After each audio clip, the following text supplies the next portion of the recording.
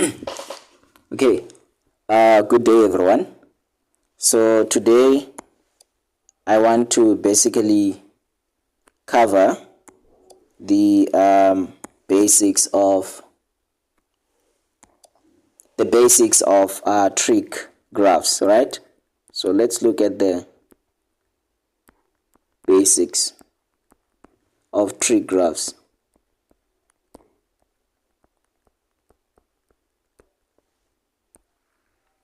Okay, so this concept applies to grade 10s, 11s, and 12. So what do I mean by the basics of trig graphs, right? First and foremost, you will need to know how to plot your trig graphs. So you have sin x, right? Some they call it sine x. So you need to know by heart how to plot this graph, right? So I'll basically plot it. Say that is 90 degrees, 180 degrees, 270, 360, right? So the sine graph basically looks like this, right? So you can use your calculator. You'll actually see that that's how the sine graph looks like. And the cos graph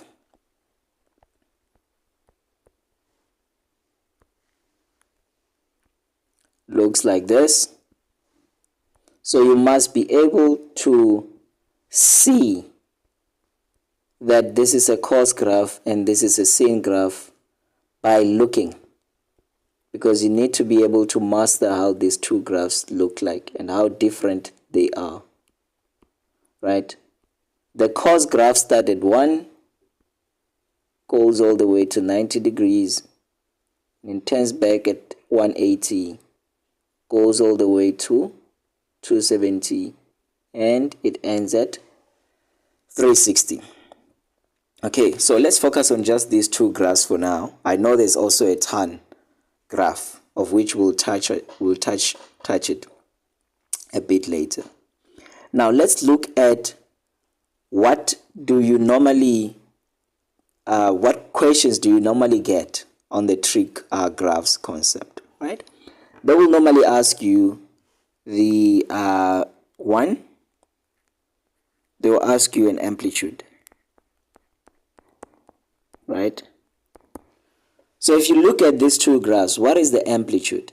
So the amplitude is actually your maximum value from your center line. So in this graph here, let me use a different color. In a sine graph or sine graph, the amplitude is 1, right? So because that is the maximum value reading from the center line, and your center line is basically this line here, x-axis. So likewise also on the cos graph, your amplitude is 1, because your center graph, or center line rather, is here. So on both these graphs, your amplitude is 1. Okay. Now, you also get to be asked something like period, right? What are the periods of these two graphs? I'm sure you were taught that the period of sin and cos is 360. So if you don't understand what a period is basically how long it takes for your graph to complete a circle, or how long it takes for your graph to start over again, right? Because if you look at the sine graph, your graph goes on like that, goes on like that, goes on like that, and at 360 it starts over again. It wants to start over again, so that is where your 360 comes in, which is your period. Now, you then get also the range. What is the range? I won't write the definition, but the range is a set of y values. How do you get the range? You look at your minimum value all the way to the maximum value. So you look at where your graph start from the bottom and where it ends to the top. So when you look at the scene graph, so it is actually your minimum value, your minimum y value, because we said it's a set of y value. Your minimum y value is -1 and your maximum y value is 1. Then how do you write the range? You will say y element of square bracket. You start from the minimum -1 up until 1. So likewise for the cos graph, your range is from minimum -1 to +1. Okay, so those are the basics. And then the last one that I want to talk about is also a domain. Domain, it is the set of x values. So the domain depends on your intervals that you are actually given. So you will look at where your graph is starting from the left and where your graph is ending or stopping, or stops rather, at the right hand side. So when you look at these two graphs, they are starting, where are they starting? They are starting at 0 degrees and they end at 360. So even this one starting at 0 degrees, it ends at 360. So what is your domain for both of those graphs? You will say x element of square bracket 0 up until 360. Right? So those are the pure basics of the trig graphs. Right? Remember, I did not speak about the tan graph here. But then, anyway, we can quickly just speak about the tan graph in the next page. So let's say for tan x, how do you see this one? For tan x, you basically just have to know as well how it looks like, the normal tan x graph. So it goes 90, 180, 270, 360.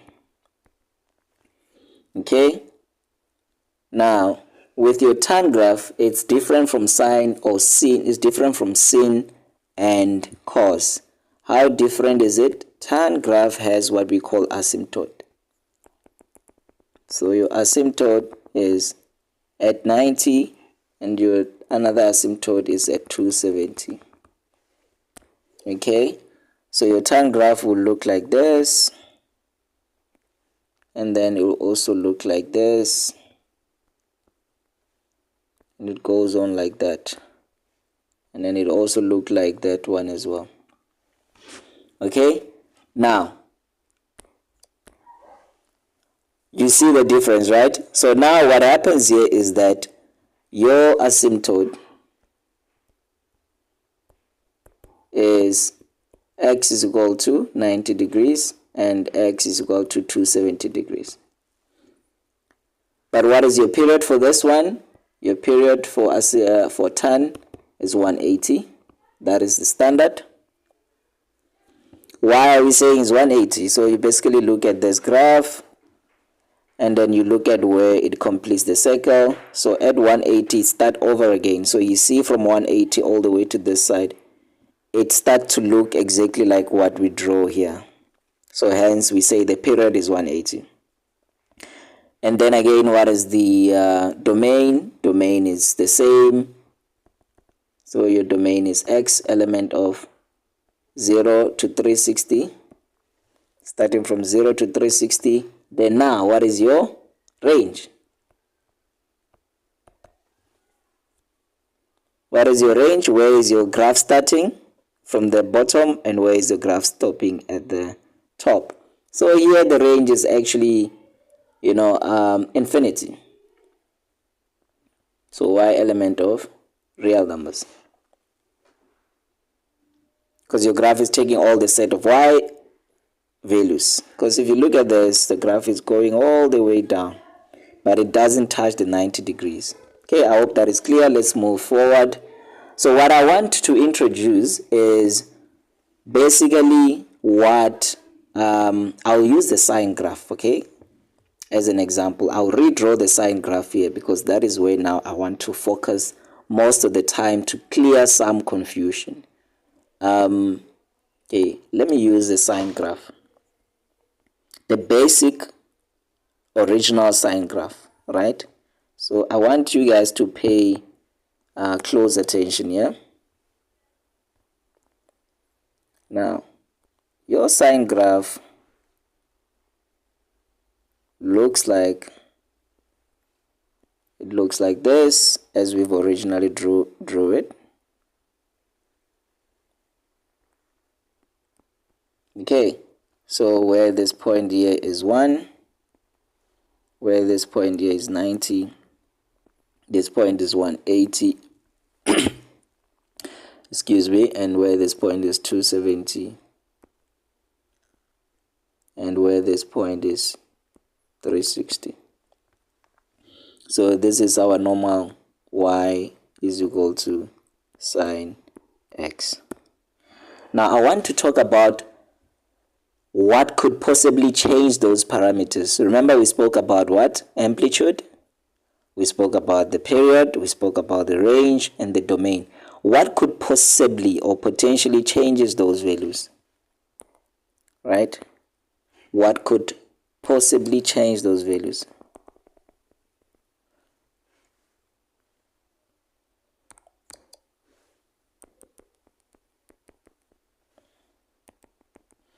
Okay, so I want us to talk about that.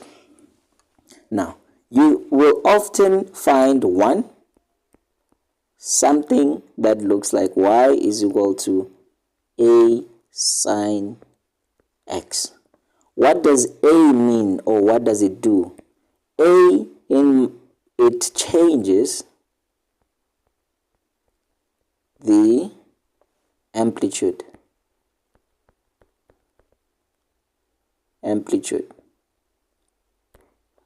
Some say A represents an amplitude, but it doesn't only changes the amplitude, also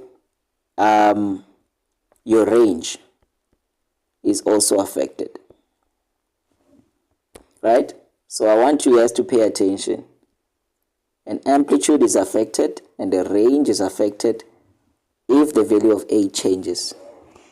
Now, what does that mean? If we have, for instance, all of a sudden we have 2 sine x, what is going to happen? Remember, originally we had sine x, which is 1 sine x. Now, what is going to happen now that we have this one?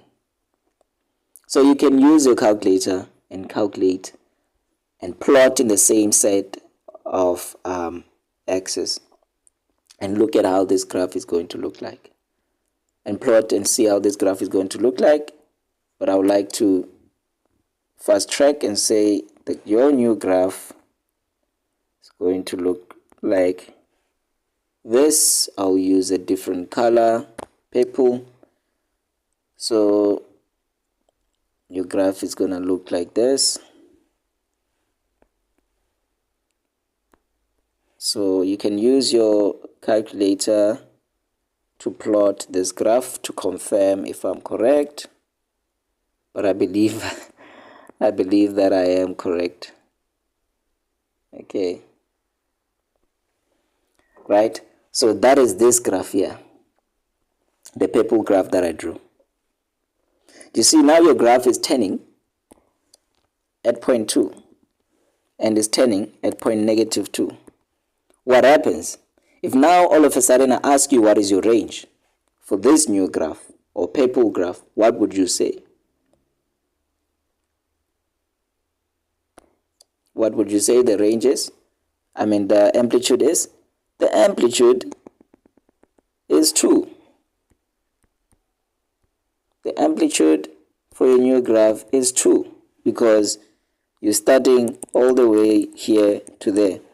Another quickest way to make sure that you don't make a mistake of calculating the amplitude, you basically say your amplitude is your maximum value minus your minimum value divided by 2. So on your new graph or your purple graph, you will see that your maximum value is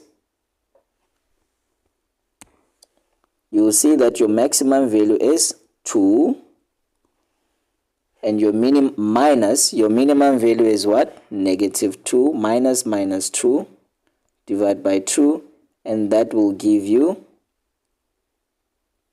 2. So if you get confused of how we get an amplitude, always make sure that you use that formula, maximum minus minimum divided by 2. So do you see now that your amplitude is affected? Because all of a sudden now we have that value, which is 2. Hence, some people say that A value, which is 2 in this case, represent an amplitude. Your amplitude changed from 1 and to become 2. Or rather, just redraw the graph and say maximum minus minimum divided by 2, get your new amplitude. But if all of a sudden you then have a negative in front, what is your amplitude? Remember that negative would mean that your graph, instead of your graph to go all the way to the top, your graph will start to go down first before it goes up. It will look like something like that. That's if you have a negative. But your amplitude is basically still 2. Your amplitude is never negative. So your amplitude is still 2. So hence I'm saying even there you will say your maximum value, which is 2, minus your minimum value, which is -2. Divide by 2, you get a 2. Okay. I hope that makes sense. Now we said that the variable A also changes the range. Let's look at how it changes the range. What is our range for the purple graph? How? Our range now for the purple graph becomes minimum, which is -2, maximum, which is 2. You see, that is our range. So now all of a sudden our range is no longer from -1 to 1. It is from -2 to 2. Now pay attention. That's what A does to your graph, okay? All right, let's move forward. I hope that makes sense. Now let's look at the second. I'll keep on drawing the sine graph, original sine graph. Now let's look at the second part that actually affects your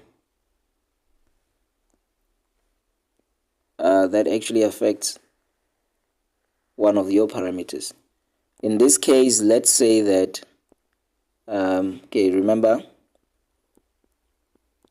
this is your normal sine graph. So I'll say okay, 270, 360. Okay, remember it's turning at 1 and then it's turning at -1. Now let's look at the second parameter. The second part that actually affects those parameters. We spoke about the A value. So now let's say we call this variable B. So let's say sine bx. Now we want to look at what does B do to your graph.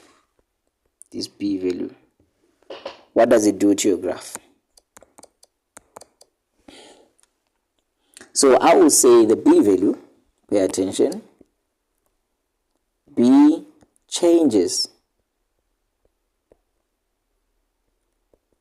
the period of the graph. Okay? So if all of a sudden, for example, you have y is equal to sine 2x, and I ask you what is the period for this graph. I know some of you were taught that the period for a sine graph does not change. That is not true. The only part that changes the period is this value here.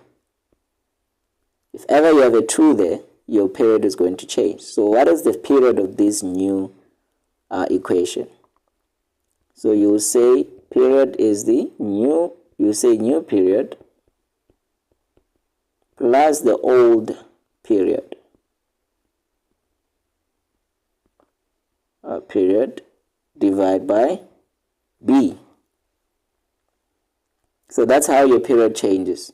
So we know that the original period of sine graph is 360, but we'll divide by whatever the value of b is. In this case, it's 2. So 180. So 180 is the period for this graph. Even for cos is the same thing. It will be 180. Okay. Even for tan is the same thing. You will say 180 divided by 2, it will be 90. However, in the tan, it doesn't only change the period. It changes the asymptote. Because in the tan graph, let's say now you have tan 2x. For this one, your new period will be 180 divided by 2, which is 90. But your asymptote as well are also affected. It will be 90 divided by 2, which is 45. And your other asymptote was 270 divided by 2, which will be 135. So that's what this b value does to your equation. Right? What we're basically saying is that we're saying that your period, your graph will quickly reaches the period or faster.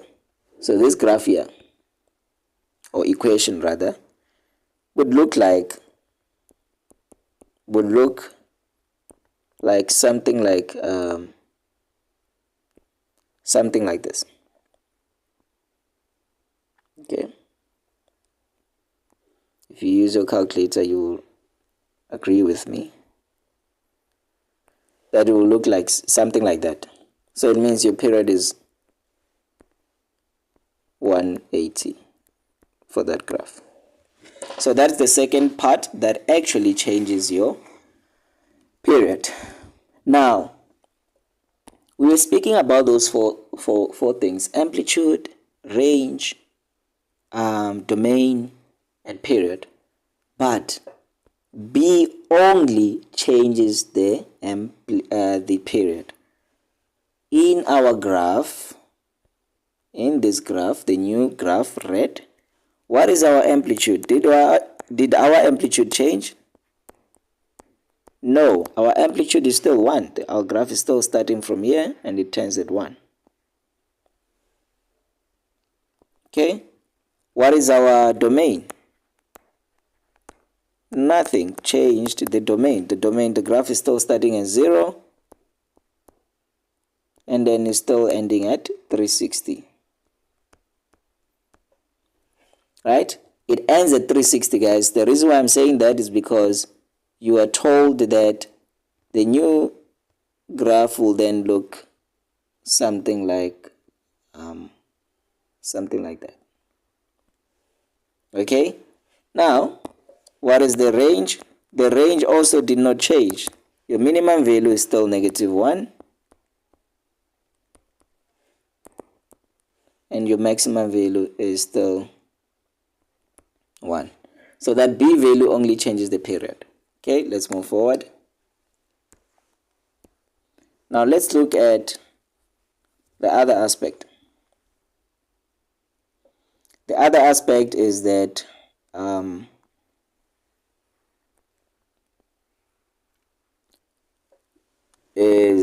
let's call it C. is y is equal to sine x plus c brackets. This one is an interesting one. Your graph, your original sine graph was this, where you have your 90, you have your 180. So I want you guys to master how this graph looks like as I keep on redrawing it. Okay. Now, what does C do to our graph? Let's say, for instance, okay, in fact, let's say C shifts the graph either to the left or to the right, or we can say horizontally, right?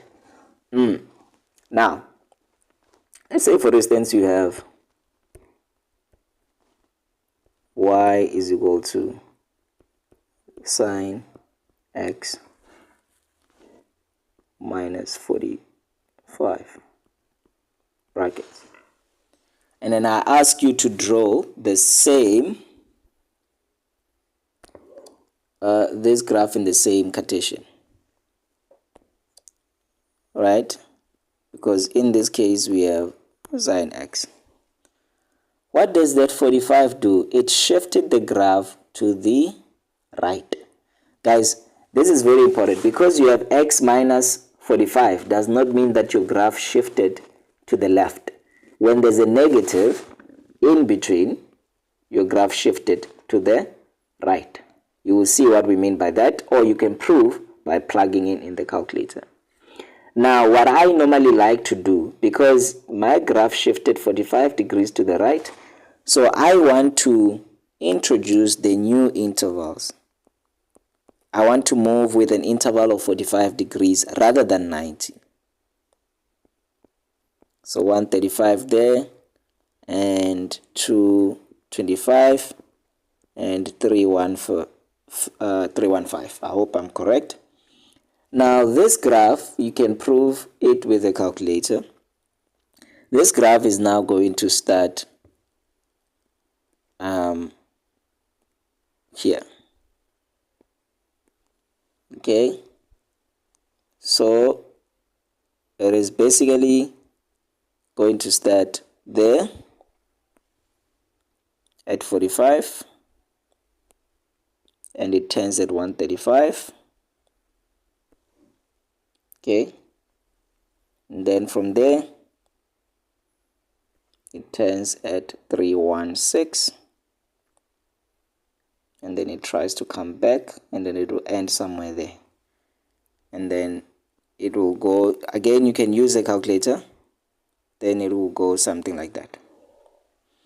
So if you look at the purple graph, which is this one, it has shifted 45 degrees to the right. So the graph was starting here. Now all of a sudden it's starting here. That is what you guys need to understand. And that is what the C variable does to your graph. Now also master that when there's a negative, your graph shifted to the right. When there's a positive, your graph shifted to the left. Okay. Right? Now let's look at the last one. The last one being, again, I'm redrawing the sine graph. This is 90, 180, 270, 360.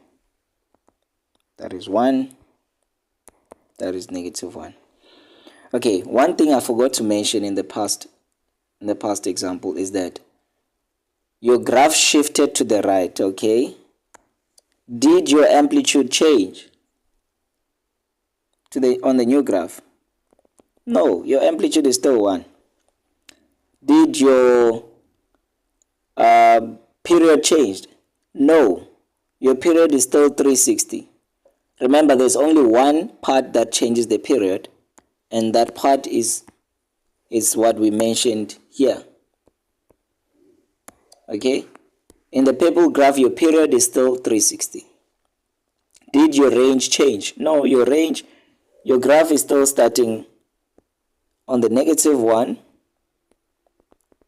and then it turns at +1. Did your range change? No, we're still drawing from 3. Did your domain change? No, we still drew our graph from 0 all the way to 360.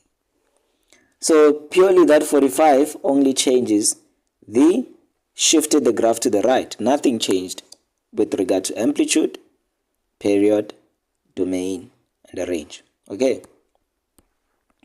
Now let's touch base the last one. So let's say the last one is D, and then we call it Y sine X plus D. Guys, this is very important. I did not do the bracket like I did before. See, that bracket means that it shifted the graph right or left. In this case, there is no bracket. So D, what do you think D does? It shifts the graph up or down, or you say vertically. Okay, vertically. Okay, what does that mean? Let's look at an example. Let's say you have y is equal to sine x plus 1. Okay.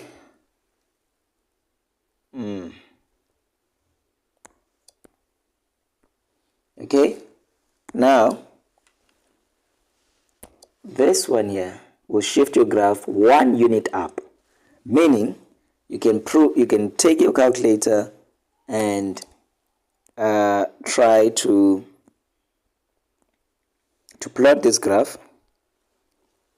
So how it will look like, okay, this value here from 0, it will move and become at 1.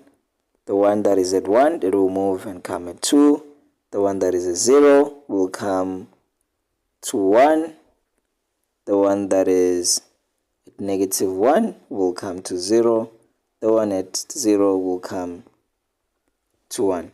So your graph will then look like, it will look something like this.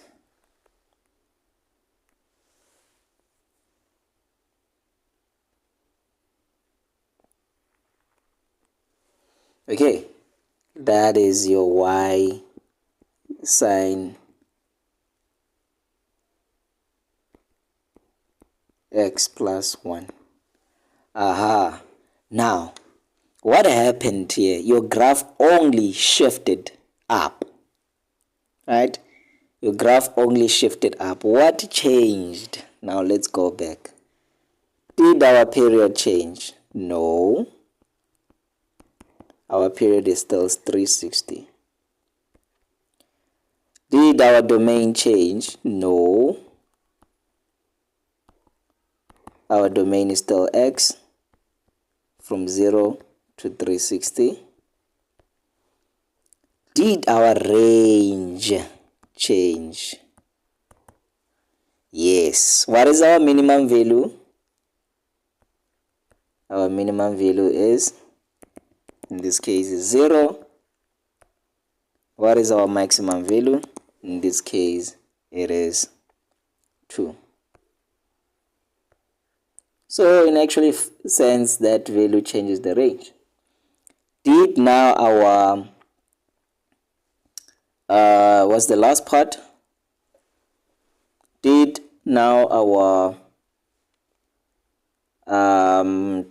what's the last part that I'm missing here? Amplitude, right? Did our amplitude change?